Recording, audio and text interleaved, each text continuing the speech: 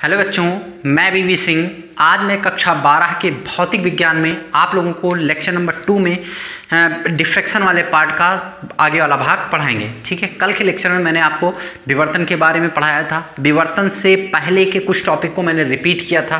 क्या था उसमें हमने आपको बताया था कि तरंगाग्र क्या होते हैं, समतल तरंगाग्र, गोलीय तरंगाग्र, बेलनाकार तरंगाग्र कैसे प्रोड्यूस होते हैं, ये भी मैंने आपको बताया था। ये हाइगेंस थ्योरी में भी बताया था।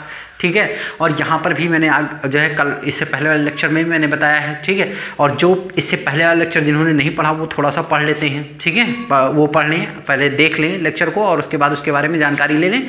फिर इस लेक्चर में जो चीज़ें आज पढ़ाई जाएंगी वो आपको समझ में आएगा। ठीक है, तो इस तरीके से आज के लेक्चर में हम पढ़ाएंगे आगे जो विवर्तन है। विवर्तन में निम्नष्ठों की स्थिति के बारे में आज पढ़ाया जाएगा। मुख्य उच्चिष्ट के बारे में पढ़ाया जाएगा और क्या पढ़ाया जाएगा, उसकी निम्नष्ठों की स्थिति के बारे में पढ़ाया जाएगा। फिर पढ़ाया जाएगा आपको गौड़ उच्चिष्ट के बारे में। ठीक, तो कल के बारे में बात करें अगर, तो कल मैंने आपको जितने भी तरंगाग्र और समतल तरंगाग्र, बेलनाकार तरंगाग्र और गोली तरंगाग्र पढ़ाए थे उनको आप सभी लोगों ने अच्छे से समझ लिया होगा। ठीक है, पढ़ लिया होगा। और एक चीज़ पढ़ाई थी हाइगेंस थ्योरी। हाइगेंस थ्योरी का रिवीजन करेंगे क्योंकि ये टॉपिक भी जो है हाइगेंस थ्योरी पे रही है और ये भी वेव नेचर का, जैसे व्यतिकरण जो है वो किसको रिप्रेजेंट कर रहा है, वेव नेचर को रिप्रेजेंट कर रहा है। ठीक है, और यहाँ पर भी जो ये है आपका क्या रिप्रेजेंट कर रहा है, वेव नेचर ही रिप्रेजेंट करेगा। विवर्तन भी जो है वेव नेचर रिप्रेजेंट करेगा। कल मैंने समझाया था कि विवर्तन वेव नेचर कैसे रिप्रेजेंट करेगा, एक बार फिर देख लेते हैं। देखिए, ये मान लेते हैं सिंगल स्लिट है और व्यतिकरण में जो है वो डबल स्लिट एक्सपेरिमेंट था। ठीक, यहाँ से है तो देखिए यहाँ पर हमने अगर स्क्रीन मान ली तो देखिए जो प्रकाश किरण सामने आ रही है, ठीक है, ऐसे सीधे सीधे, वो तो आपकी क्या कर रही है, ऐसे सीधे निकल जा रही है और यहाँ पर पूरी तरीके से जाके टकराती है। मतलब प्रकाश हमको इतने में मिलना चाहिए और ये शेडेड एरिया होना चाहिए। क्या होना चाहिए, मतलब इसके ऊपर, और बाकी जो प्रकाश ऐसे इस पर पड़ रहा है वो क्या है, वो उस तरफ नहीं जा पा रहा है। ठीक, जब उस तरफ नहीं जा पा रहा है तो इसका मतलब यहाँ पर क्या है, प्रकाश का जो क्या होना चाहिए, मतलब यहाँ शैडो मिलना चाहिए, इसकी छाया इधर मिलनी चाहिए।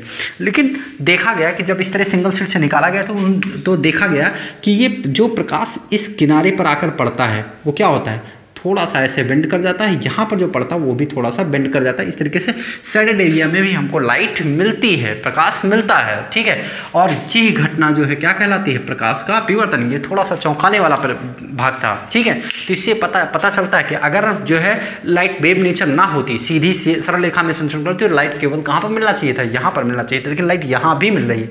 इसका मतलब ये वेव नेचर भी प्रोड्यूस कर रहे हैं। बात समझ में आई सबको। ठीक, तो इस तरीके से ये वेव नेचर के बारे में आप बताया गया। ठीक, अब देखो ये प्रकाश किरण वहां पर गई क्यों, ये भी है, ये आप व्याख्या करेंगे किसके हिसाब से, द्वितीयक तरंगिकाओं के सिद्धांत, हाइगेंस की द्वितीयक तरंगिकाओं के सिद्धांत से।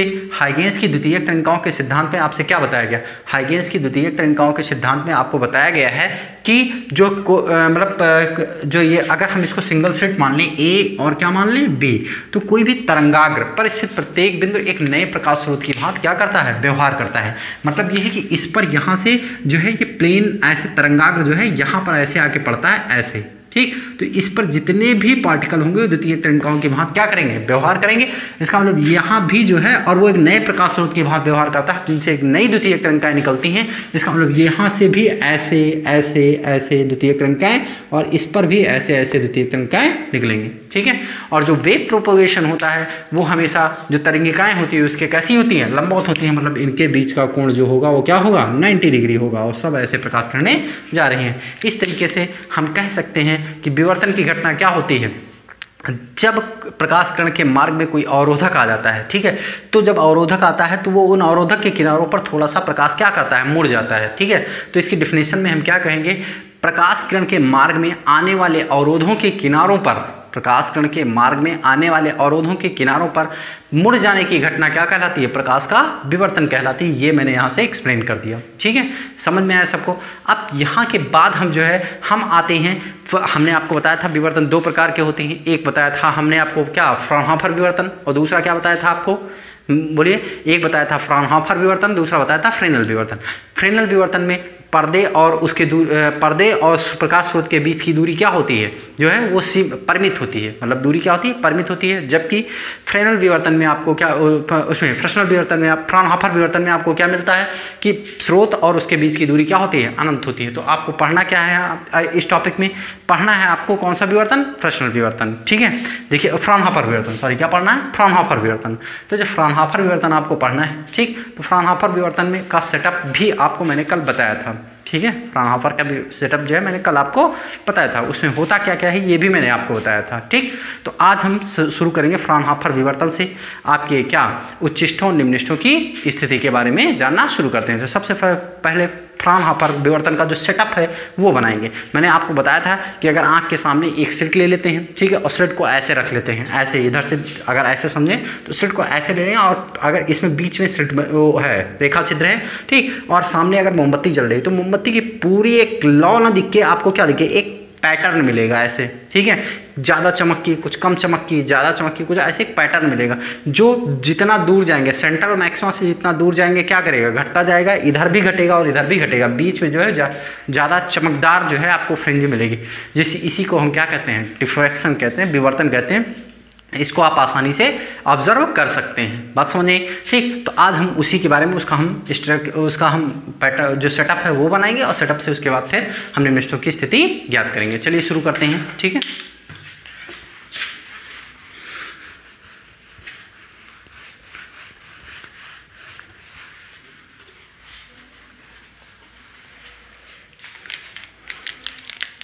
देखिए सेटअप की बात करें तो उनके सेटअप में दो उत्तल लेंस थे, ठीक है। एक उत्तल लेंस था यहाँ पर, देखिए ये था आपके पास L1, ये लेंस था,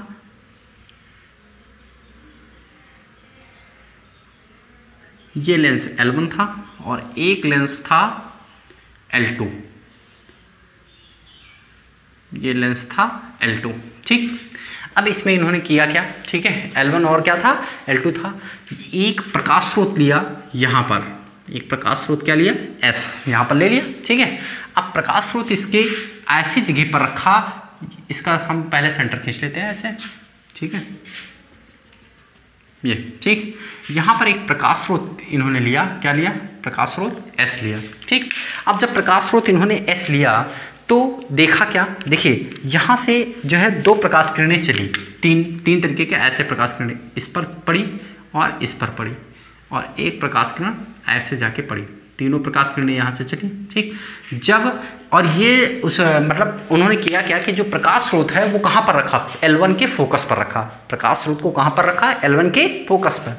आपको यही लिखना है, जो मैं बोल रहा हूँ इसी को आपको नोट्स में लिखना है। क्या लिखना है, ठीक है। वो जो है इन फ्रेस्नेल ने अपने सेटअप में जो है अपने उपकरण में क्या रखा है, एक दो लेंस L1 और L2 लिया, ठीक है, और L1 के फोकस पर क्या रखा है, एक प्रकाश स्रोत रखा, तथा L1 और L2 के बीच में, L1 और L2 के बीच में एक, तो देखिए यहाँ पर उन्होंने एक रेखा छिद्र क्या लिया, AB लिया, ऐसे कुछ रेखा छिद्र एक था यहाँ पर, यहाँ से यहाँ तक ऐसे, इसका नाम इन्होंने रख लिया A, इसका नाम क्या रखा B, और इसकी जो डिस्टेंस है उन्होंने क्या मानी, D मानी, ठीक। अब देखिए ये प्रकाश किरण जो है यहाँ से ऐसे पैरेलल हुई, ऐसे, ठीक, इसको थोड़ा सा सही कर लेते हैं, ये ऐसे पैरेलल हुई और यहाँ पे पहुँची, यहाँ पर पहुँची, ये A हो गया, और यहाँ से एक प्रकाश किरण सीधे ऐसे निकली, यहाँ पर पहुँची, ठीक है, ये हो गया B पॉइंट। अब देखिए यहाँ पर पहुँचने के बाद जो प्रकाश किरण इसके बीच में पहुंची वो यहाँ से इस पर सीधे निकल गई, ठीक है, ऐसे पहुंच गई, और उसके बाद यहाँ पर एक पर्दा है, एक स्क्रीन, इसको हम क्या कहेंगे, पर्दा, ठीक, इसको हम क्या कहते हैं, पर्दा। ये हो गया आपका पर्दा, ठीक, इस पर स्क्रीन है, ठीक है, समझ में आया। देखिए यहाँ पर एक प्रकाश स्रोत है, यहाँ से ऐसे निकली प्रकाश किरणें निकली, ये सिंगल स्लिट जो रेखा छिद्र है AB, ये हमने आपको चित्र में बड़ा बनाया है, लेकिन वास्तव में ये जो है बहुत छोटा है, ठीक है, आपतित प्रकाश की तरंगदैर्घ्य के लगभग क्या है, लंबवत है, ठीक। तो इस तरीके से ये प्रकाश किरण हो गई आपकी। अब बात करते हैं आगे। देखिए जो प्रकाश किरण इस रेखा छिद्र के बीच से निकली, जो प्रकाश किरण इस रेखा छिद्र के कहाँ से निकली, बीच से निकली, वो तो अपवर्तित होकर कहाँ पर पहुँच गई, यहाँ पर पहुँच गई, ऐसे, ऐसे यहाँ पर पहुँचे, ये हो गया इसका सेंट्रल मैक्सिमा। ठीक है, क्यों सेंट्रल मैक्सिमा इसलिए हुआ क्योंकि यहाँ इसके बीच में कोई भी पथांतर नहीं है। समझ में आया? ठीक, तो ये बन गया आपका सेंट्रल मैक्सिमा। अब लेकिन कुछ प्रकाश किरणें जो इस कॉर्नर पे पड़ी, ठीक है, ए पे जो इस कॉर्नर पे पड़ी, ठीक है, यहाँ से द्वितीयक तरंगिकाएं भी निकली। जो द्वितीयक तरंगिकाएं निकली वो थीटा कोण बनाते हुए मान लेते हैं ऐसे इस पर पड़ी, और यहाँ से भी थीटा कोण बनाते हुए ऐसे निकली, और ये दोनों प्रकाश किरणें कहाँ पर जाके पी पे फोकस हुई। कहाँ पर फोकस हुई? पी पे। ये किस पर फोकस हुई? पी पर फोकस हो गई। ठीक, जब पी पर फोकस हुई हमने इसका सेंटर पॉइंट भी मान लिया कितना है? सी है। ठीक, अगर सेंटर पॉइंट सी है तो एक प्रकाश किरण हम और मान सकते हैं कि ये प्रकाश किरण सेटअप है, जो ये सब कितना है? थीटा एंगल पर। कितने पर है? थीटा पर। ये कितना है? थीटा है। ठीक, और यहाँ से विवर्तित होकर ये, ठीक है। अब देखो 3 प्रकाश किरणें आ रही थी इधर से, और ये जो सेंटर से जा रही है वो तो सेंटर से होकर ऐसे सीधे क्या करेगी? ऐसे निकलती ऐसे चली जाएगी, ऐसे सीधे ऐसे निकलती यहाँ पर जाके ऐसे पड़ेगी। ठीक, ये प्रकाश किरण हो गई। तो इस तरीके से 3 रे का एक सेटअप मिल गया आपका। ठीक है, अब देखिए यहाँ पर आपको पता है कि जो प्रकाश किरणें सीधे गई वो तो पथांतर, मतलब जो उसमें कोई पथांतर नहीं हुआ। तो इस तरीके से जो व्यतिकरण की घटना घटित होती है उसमें तो जो है विवर्तन वाला पार्ट भी होता है। ठीक है, और जो यहाँ पर ए पर पहुंची, जो टकराई, जो किनारों पर मुड़ी, ठीक है, मान लेते हैं थीटा कोण पर मुड़कर विवर्तित होकर कहाँ पर बढ़ी? पी पर जो है ये फोकस हुई सब लेंस द्वारा, L2 द्वारा। और ये पर्दा भी जो है वो कहाँ पर रखा होता है? फोकस पर ही। L2 के कहाँ पर रखा होता है? फोकस पर रखा होता है। ठीक है, तो इस तरीके से आप ये कह सकते हैं कि अब पथांतर निकालना है। ए से और बी से निकलने वाली तरंगिकाओं के बीच पथांतर आपको चाहिए। ए से और बी से निकलने वाली तरंगिकाओं के बीच पथांतर चाहिए। तो देखिए, ध्यान दीजिए, ये है आपका पथांतर निकालने के लिए हम क्या करते हैं? सामने वाली भुजा पर क्या करते हैं? ऐसे लंब डालें, और इसका नाम रख लिया मैंने बीके। क्या नाम रख लिया? बीके नाम रख लिया। और अगर इसका नाम मैंने बीके रख लिया तो देखो ये एंगल आपका क्या लिया मैंने? थीटा। ये एंगल कैसा लिया? थीटा। ठीक है, आप सभी को मालूम है ये एंगल मैंने आपको वहां पर समझाया था कि कैसे मैंने इसको थीटा लिया है। ठीक है भाई, आपका ये 90 हुआ, ये कैसे हुआ? 90 हुआ। आप इसको सीधे खींचेंगे तो ये भी 90 हुआ, तो ये बचा कितना आपका? 90 माइनस थीटा। तो जाहिर सी बात, वो कितना बचा आपका? थीटा ही तो बचा। ठीक है, तो इस तरीके से भाई ये वाला कोण आपका थीटा है, तो ये बचा कितना? 90 माइनस थीटा बचा। तो ये वाला कितना बचा? थीटा बचा कि नहीं बचा? ये बात हमने आपको विवर्तन में समझाई थी। बात समझ में आई सबको? ठीक है, अब हम आगे शुरू करते हैं। तो हम मान लेते हैं। मानेंगे क्या? देखिए, सबसे पहले लिखेंगे माना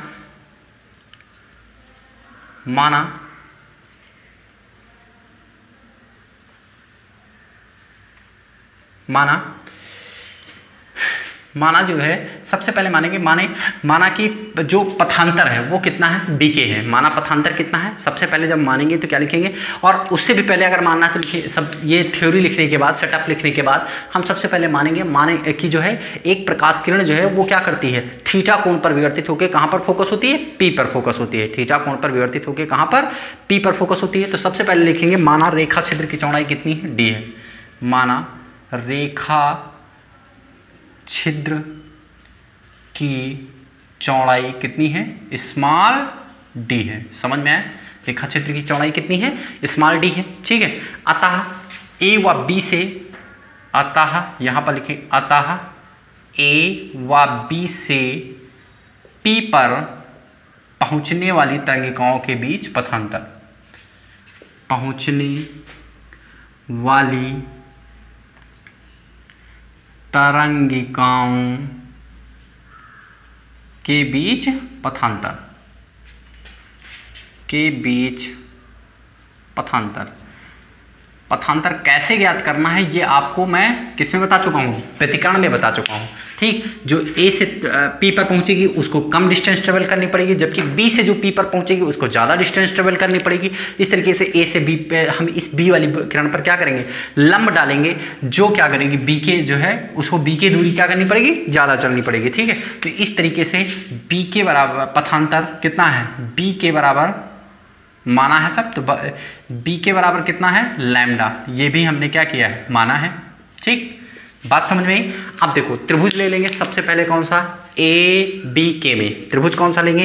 ए बी के।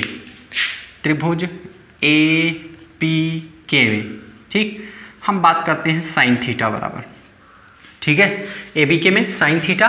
तो ये कोण तो आपका 90 है ही है क्योंकि लंबे डाला है आपने, ठीक। ये थीटा कैसे हुआ ये भी मैंने समझाया भाई, टोटल ये 90 है कि नहीं है भाई। ये कोण ऐसे कुछ बना हुआ है, अगर इसको हम चित्र पे थोड़ा सा प्रदर्शित करें तो देखो ये ऐसे कुछ ऐसे बना हुआ है, ये 90 बना है, ठीक। अब देखो ये 90 बना है और ये आपको थीटा दिया गया है, थीटा कोण पर विवर्तित हुआ है। ये मैंने बताया कि थीटा कोण पर जो है प्रकाश किरण विवर्तित होकर पी पर पहुंची है, ठीक। तो अगर ये थीटा पर, तो ये वाला कितना हुआ 90 माइनस थीटा हुआ, और ये आपका 90 है ही है, तो ये बचा कितना भाई, बचा तो आपका ये थीटा ही तो बचा। चेक कर लीजिए, देखो त्रिभुज के तीनों कोणों का योग कितना होता है 180 होता है, तो इसका होता है 180 माइनस का 90 और प्लस का 90 माइनस का थीटा, मतलब 180 माइनस का 180 और प्लस का थीटा, ये दोनों कैंसिल, थीटा ही तो बचा ऊपर वाला, ठीक। ये बात मैंने आपको किस में समझाई थी, व्युत्कर्ण में भी समझाई थी कि कैसे वो थीटा आता है, ठीक। तो ये हो गया आपका। अब त्रिभुज साइन थीटा बराबर क्या हो जाएगा आपका, देखिए कोण के सामने लंब, तो लंब हो गया आपका कितना बी के, लंब कितना हो गया बी के, और बटे कर्ण कौन सा है सबसे बड़ी भुजा मतलब ए बी, तो ये यहाँ से बी के बराबर हो जाएगा आपका ए बी कितना साइन थीटा, बी के बराबर कितना हो गया ए बी साइन थीटा। तो ए बी आपको बाकी मान पता है, बी के बराबर यहाँ से क्या हो जाएगा ए बी साइन थीटा, मतलब इस तरीके से यहाँ पर आप क्या लिखेंगे बोलिए, ये हो जाएगा ए बी का मतलब डी साइन थीटा, ये हो गया आपका, ठीक। अब बी आपने ये लिखा।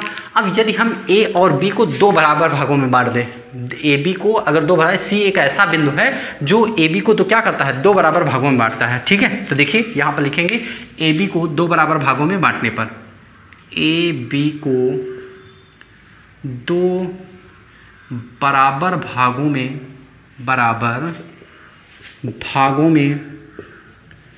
बांटने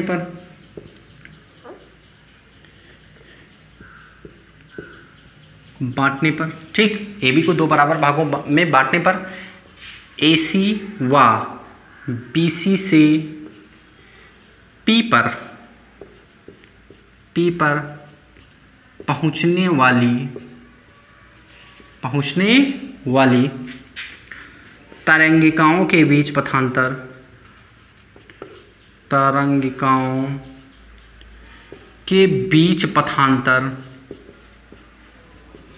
पथांतर कितना होगा λ/2 होगा। अतः अब λ/2 क्यों होगा भाई, टोटल मैंने बी के में मैंने आपको लैम्डा माना। अब ये दूरी अगर आधी कर दी, आधी तो जो ए और सी से जो यहाँ पर पी पर पहुँचेगी ए सी से, ठीक है, तो उसका पथांतर क्या हो जाएगा जस्ट आधा हो जाएगा, ठीक। उसी प्रकार से सी बी से जब जाएंगे तो वो भी क्या हो जाएगा आधा हो जाएगा। मतलब ये हुआ कि अब यहाँ पर पथांतर कितना, वहाँ पर पी पर क्या बनेगा निम्निष्ठ बनेगा, प्रथम क्या सी पर क्या बनेगा पी पर क्या बनेगा निम्निष्ठ बनेगा। अतः क्योंकि निम्निष्ठ के लिए यही होता है, ठीक। अतः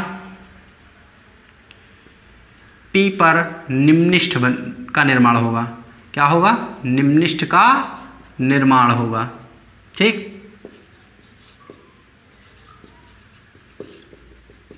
ये होगा पी पर निम्निष्ठ का निर्माण होगा, ठीक। अगर पी पर निम्निष्ठ का निर्माण हो रहा है इसका मतलब क्या हुआ, यहाँ पर बी के बराबर, तो अतः इसको हम लिख सकते हैं डी साइन थीटा बराबर क्या हो जाएगा आपका लैम्डा, डी साइन थीटा बराबर बी को मैंने लैम्डा माना है तो ये हो गया कितना आपका लैम्डा। बात समझ में आई, ठीक। अब अगर हम आगे बढ़ें, ठीक है, अगर आगे बढ़ें तो देखिए अतः यहाँ पर लिखें अतः एमवी, क्या लिखेंगे अतः एमवी निम्निष्ठ की स्थिति, अतः एमवी निम्निष्ठ की स्थिति के लिए, निम्निष्ठ की स्थिति, ठीक।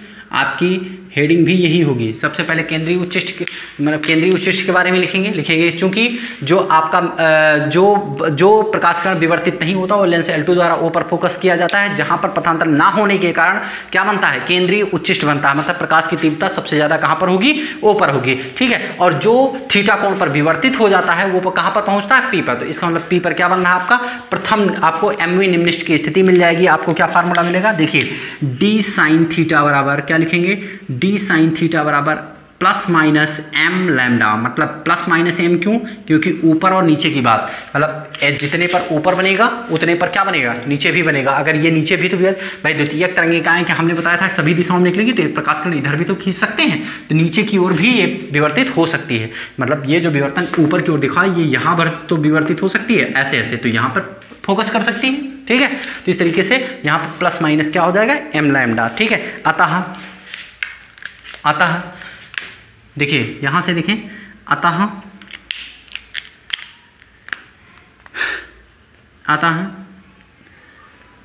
प्रथम निम्निष्ठ की स्थिति, प्रथम द्वितीय प्रथम निम्निष्ठ की स्थिति, ठीक है, प्रथम निम्निष्ठ की स्थिति आप लिखेंगे तो क्या लिखेंगे, देखिए यहाँ m बराबर क्या रखेंगे, 1 रखेंगे, ठीक है। तो ये हो जाएगा d साइन थीटा बराबर क्या हो जाएगा आपका लैम्डा, क्या लिखेंगे लैम्डा। तो साइन थीटा बराबर क्या हो जाएगा आपका लैम्डा बाई डी, ठीक है। साइन थीटा बराबर क्या हो जाएगा लैम्डा बाई डी। आप इसको भी थोड़ा सा बंद कर लेंगे, देखिए साइन थीटा बराबर लैम्डा बाई डी, ठीक, ये बंद कर लेंगे। यदि थीटा कोण बहुत छोटा हो, थीटा कोण बहुत छोटा हो, बहुत छोटा हो, ठीक, तो आप क्या कर सकते हैं, देखिए साइन थीटा सिमिलर लिख सकते हैं किसके, थीटा के। इसका मतलब क्या हुआ, ठीक है, इसका मतलब ये हुआ कि थीटा बराबर क्या हो जाएगा आपका, बोलिए, यहाँ पर हो जाएगा आपका लैम्डा बाई डी, क्या हो जाएगा लैम्डा बाई डी। और अगर m की बात करें तो ये हो जाएगा m थीटा, मतलब समझ आया, theta m is equal to ऐसे लिख सकते हैं, ठीक। इसी वाले फार्मूले से देखो यहाँ पर अगर देखें तो साइन थीटा बराबर क्या निकलेगा आपका m लैम्डा डी बाई, ये तो प्रथम निम्निष्ठ की स्थिति निकाली गई ना, ये किसकी निकाली गई, प्रथम निम्निष्ठ की स्थिति। तो देखो प्रथम निम्निष्ठ की स्थिति ये निकली, तो इसका मतलब ये विवर्तन कोण हो गया, ठीक है। अतः विवर्तन कोण जहाँ थीटा बराबर लिख दो, जहाँ m बराबर क्या लिखेंगे, m बराबर 1 2 3 एंड सो ऑन। अतः नई लाइन में क्या लिखेंगे, अतः प्रथम द्वितीय एंड सो ऑन निम्निष्ठों के लिए विवर्तन कोण, निम्निष्ठों के लिए विवर्तन कोण के लिए बात करते हैं किसकी, विवर्तन कोण की, विवर्तन कोण ये हो जाएगा theta 1 is equal to M रखेंगे तो लैम्डा बाई डी, ठीक। थीटा 2 इज इक्वल टू कितना हो जाएगा 2 लैम्डा बाई डी। इसी तरीके से थीटा 3 इज इक्वल टू क्या हो जाएगा 3 लैम्डा बाई डी। ये सारे आपके क्या हो जाएंगे, विवर्तन कोण हो जाएंगे। और निम्निष्ठों की स्थिति इसमें m बराबर क्या रखते चले जाएंगे, यहाँ भी m बराबर क्या रखेंगे हम, ठीक है, जहाँ m बराबर 1 2 3 एंड सो ऑन रखते चले जाएंगे और निम्निष्ठों की स्थिति आपको ज्ञात होती चली जाएगी। तो ये था आपका निम्निष्ठों की स्थिति, ठीक है, जो आपको इतना डेरिवेशन कराया है, ये क्या है, आपके निम्निष्ठों की स्थिति को उत्पन्न करता है, ठीक है। अब केंद्रीय उच्चिष्ठ की चौड़ाई ज्ञात करनी है, ठीक है, जो प्रथम निम्निष्ठ की दूरी, मतलब केंद्रीय उच्चिष्ठ से प्रथम निम्निष्ठ की दूरी। चलिए देखते हैं, हेडिंग पड़ेगी क्या, केंद्रीय उच्चिष्ठ से प्रथम निम्निष्ठ की दूरी, प्रथम निम्निष्ठ की दूरी, ये हेडिंग हो जाएगी आपकी, देखिए, ठीक। ये सब हेडिंग है उसी की, मतलब जो आपकी डेरिवेशन चल रहा है उसी की सब हेडिंग है। तो केंद्रीय उच्चिष्ठ से प्रथम निम्निष्ठ की दूरी। तो अब केंद्रीय उच्चिष्ठ की बात करें तो देखो, अगर हम ध्यान दें तो आपका चित्र कैसा है, ठीक है, आपको सबसे ज़्यादा ये जो मिलता है, पैटर्न मिलता है, वो कैसा मिलता है, देखिए पैटर्न आपको कुछ ऐसा मिलेगा। ये सिंगल स्लिट था आपका, यहाँ पर सिंगल स्लिट है, ऐसे बना हुआ है, ठीक। यहाँ से ये है आपका पर्दा, तो देखिए यहाँ पर आपको ये इसका सेंटर पार्ट है ऐसे, ठीक। तो आपको सबसे ज़्यादा जो केंद्रीय उच्चिष्ठ मिलेगा वो इस पर मिलेगा, बाकी फिर ऐसे, फिर क्या ऐसे थोड़ा सा डाउन होता आगे की ओर क्या करेगा, चला जाएगा, ऐसे फिर ऐसे, ठीक, ऐसे यहाँ पर ये, फिर थोड़ा उससे छोटा, फिर छोटा, ये आगे की ओर बढ़ता चला जाएगा, ठीक। तो अब अगर ध्यान दें, ठीक, तो यहाँ से अगर हम इस पॉइंट से, यही पॉइंट हमने क्या माना था सी, सेंटर पॉइंट से अगर इसको देखें तो ये पहला ये हो गया, ठीक। यहाँ पर ये सेंट्रल मैक्सिमा है आपके पास, क्या है सेंट्रल है, इसको हम कहेंगे ओ, और इसको अगर हम पहली दूरी कह लेते हैं क्या, प्रथम निम्नलिखित की स्थिति पी, और ये दूरी हमने क्या मान लिया वाई। तो ये वाई ही आपको क्या करना है, ज्ञात करना है।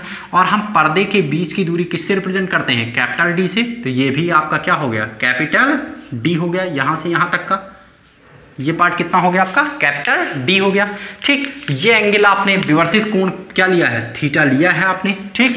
तो अब अगर हम बात करें, ठीक, तो यहाँ पर अगर हम फार्मूला लगाएं tan theta equal to y, इसी फिगर में देखिए tan थीटा अगर लगाएं, ठीक है, इसके लिए हम इधर लिख दे रहे हैं, देखिए tan theta is equal to, देखें तो लंब बटे क्या होता है, आधार, भाई ये समकोण है तो ये हो जाएगा लंब, ये कितना है आपके पास y, और बटे आधार कितना है d, तो इसका मतलब क्या हो जाएगा आपका, देखो लंब बटे आधार तो OP और बटे कितना CO, ठीक। इसका मतलब tan theta is equal to OP का मान कितना है, y बाई कितना d, y बाई क्या मान सकते हैं, कैपिटल D, ये मान लिया।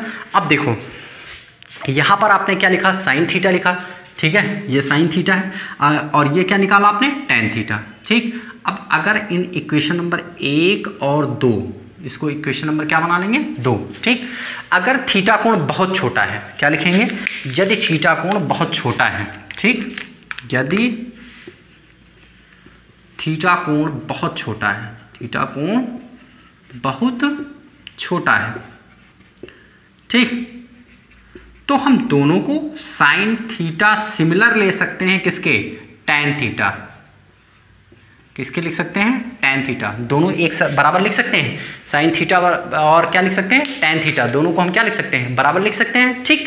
तो इसका मतलब क्या हुआ, आप जो है अगर बराबर लिख सकते हैं, समीकरण नंबर 1 और 2 को हम क्या लिखेंगे, बराबर लिख देंगे, समीकरण नंबर 1 और 2 से, समीकरण नंबर 1 व कहाँ से, 2 से, ये हो जाएगा कितना आपके पास, देखिए sine theta is equal tan theta, मतलब y by capital D is equal to lambda by कितना D हो जाएगा। यहाँ से y बराबर क्या निकलेगा आपको, d lambda by small d, ये आपको क्या निकले, ये आपको चौड़ाई निकली जो आपकी दूरी है, ठीक है, मतलब जो आपकी मतलब सेंट्रल मैक्सिमा से P की दूरी निकल आई। अब अगर हम सेंट्रल मैक्सिमा की P से दूरी निकाल लिए, ठीक है, अब जो भी आपको याद करना है, यहाँ पर m बढ़ा लीजिए, यहाँ पर m बढ़ा लीजिए, तो आपको 1 2 3 4 5 मिलता हुआ आगे चला जाएगा, बात समझे।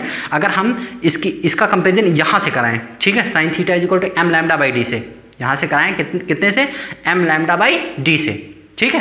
अतः हाँ, यहाँ से अगर कंपैरिजन कराएं तो ये हो जाएगा कितना आपके पास, यहाँ पर m बढ़ जाएगा, ठीक, देखो यहाँ पर क्या हो जाएगा, m आपका बढ़ जाएगा, इसको m कर सकते हैं, यहाँ पर m। अब आप अगर ज्ञात करना चाहें 1 2 3 सेंट्रल मैक्सिमा से दूसरे निम्नलिखित की, तीसरे निम्नलिखित की, चौथे निम्नलिखित की, तो आप यहाँ m की वैल्यू 1 2 3 4 रखते चले जाइए और मिलता चला जाएगा, समझ में आया सबको, ठीक। अब अगर हम कहें केंद्रीय उच्चिष्ट की चौड़ाई, तो चौड़ाई क्या होगा, y और y मिलके, ठीक है। अगर केंद्रीय उच्चिष्ट की चौड़ाई की बात करें तो केंद्रीय उच्चिष्ट की चौड़ाई क्या हो जाएगी आपको, y और प्लस y मिलके, भाई ये y है तो ये भी कितना हो जाएगा आपका, y ही तो होगा नीचे, ठीक। तो केंद्रीय उच्चिष्ट की चौड़ाई कितनी हो जाएगी, 2y, दोनों को हम क्या करेंगे, ऐड कर देंगे, तो इस तरीके से क्या हो जाएगा, m d lambda by d और plus m d lambda by D, ठीक। तो ये कितना हो जाएगा, 2m d lambda by D, समझ में आया, ठीक। केंद्रीय उच्चिष्ट की अगर चौड़ाई की बात करें, ठीक है, तो आप लिख लेंगे केंद्रीय उच्चिष्ट की चौड़ाई, ठीक। देखिए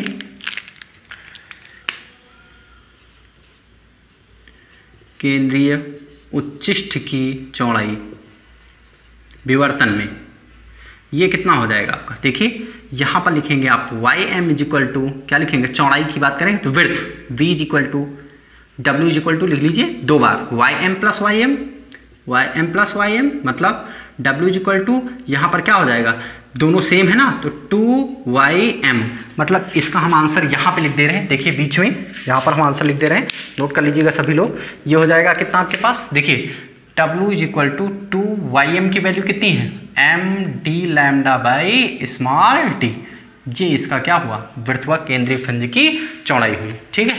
अब इतना भाग आप नोट कर लीजिए, फिर हम आगे आपको पढ़ाते हैं। देखिए बच्चों, अब हम पढ़ेंगे गौड़ उच्छिष्टों की स्थिति, चलिए देखते हैं। गौड़ उच्छिष्टों की स्थिति,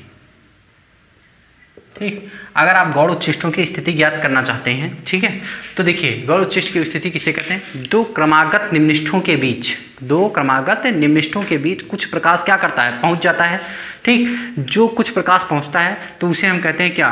गौड़ उच्चिष्ट। क्या कहते हैं? गौड़ उच्चिष्ट। फिर से एक बार सुनते हैं, दो क्रमागत निम्निष्ठों के बीच कुछ प्रकाश पहुंच जाता है जो अपेक्षाकृत जो है कम चमकीले होते हैं। अपेक्षाकृत क्या होते हैं? कम चमकीले होते हैं, जिन्हें हम क्या कहते हैं? गौड़ उच्चिष्ट कहते हैं, ठीक है। अतः शुरू करते हैं। देखिए P पर गौड़ उच्चिष्ट प्राप्त करने के लिए, देखिए P बिंदु जो फिगर था उस पर ध्यान दीजिए। P पर गौड़ उच्चिष्ट प्राप्त करने के लिए, गौड़ उच्चिष्ट प्राप्त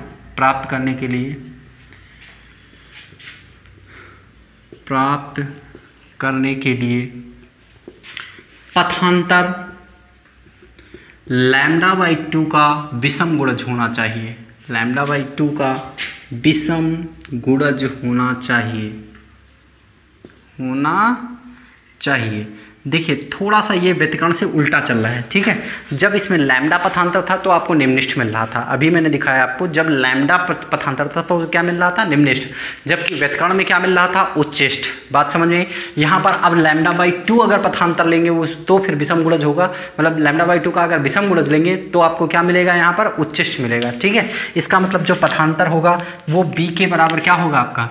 b के बराबर अगर लिखें तो विषम गुणज 2m+1 इंटू λ/2, ठीक। अब देखिए b के पथांतर आपने क्या माना है? d sin theta. क्या माना है? d sin theta. d sin theta बराबर क्या हो जाएगा? 2m+1 λ/2। मतलब यहाँ से sin थीटा बराबर अगर निकालें तो क्या निकालेंगे? 2m+1 और λ/ कितना? 2d, ठीक। अब अगर एक बार ध्यान दें, अगर कोण छोटा नहीं है तब तो ये फार्मूला लगेगा, ठीक है। अब अगर लिखें यदि कोण बहुत छोटा है, यदि कोण क्या है?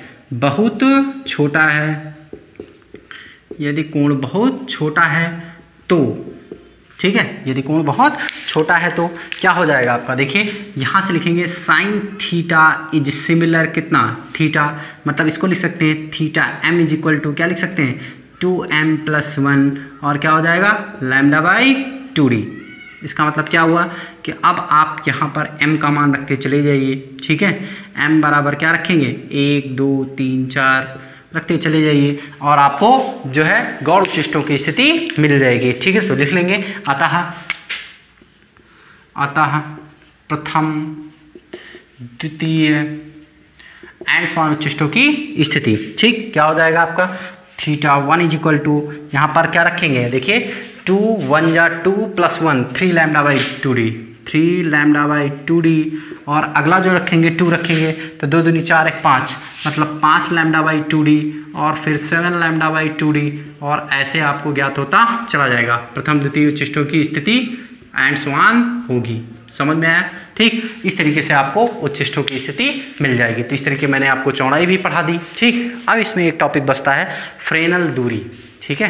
फ्रेनल दूरी, तो फ्रेनल दूरी की बात करें तो देखिए एकल रेखा छिद्र से वह अधिकतम दूरी, फ्रेनल दूरी किसे कहते हैं? ठीक है, एकल रेखा छिद्र से वह अधिकतम दूरी, ठीक।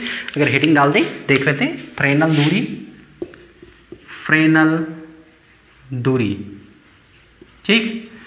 एकल रेखा छिद्र से वह अधिकतम दूरी, एकल रेखा छिद्र से वह अधिकतम दूरी जहां पर विवर्तन का प्रभाव खत्म हो जाए, समाप्त हो जाए, वो क्या कहलाती है? आपकी फ्रेनल दूरी कहलाती है, ठीक। फिर से एक बार देखिए, व्यतिकरण के प्रयोग में एकल रेखा छिद्र से, व्यतिकरण की घटना में विवर्तन की घटना में एकल रेखा छिद्र से वह अधिकतम दूरी जहां पर विवर्तन का प्रभाव समाप्त हो जाए क्या कहलाती है? फ्रेनल दूरी कहलाती है, ठीक।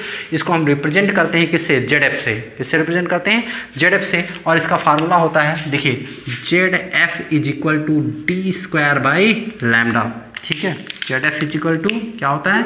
इसको कहते हैं ZF, फ्रेनल दूरी, डिस्टेंस, ठीक। ये d²/λ, इसको याद कर लें सभी लोग, ठीक। ये हो गया फ्रेनल दूरी। इसमें एक इंपॉर्टेंट टॉपिक और बचता है, विवर्तन और व्यतिकरण में अंतर, ठीक है। विवर्तन और व्यतिकरण में अंतर।